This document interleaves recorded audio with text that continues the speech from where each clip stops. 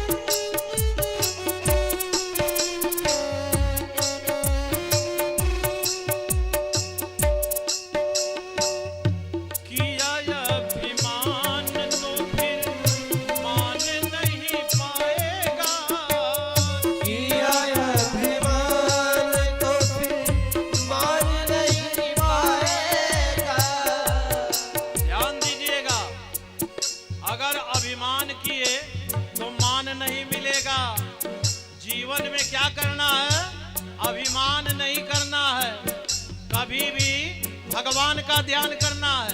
यह कहना है कि हे प्रभु, यह शरीर आपका दिया हुआ है, यह धन आपका दिया हुआ है, यह जन आपका दिया हुआ है, यह सब तो आप ही का है। इसलिए अभिमान नहीं करना है। आपको मैं बता दिया हूं, तापत्रय विनाशाय श्री कृष्णाय वयं नमः। जन्म देता, पालन करता, संहार करता, सब कुछ भगवान है। सब कुछ करने वाले प्रभु ही है। इसलिए करना क्या है? किया अभिमान तो फिर मान नहीं पाएगा। किया अभिमान तो फिर मान नहीं पाएगा।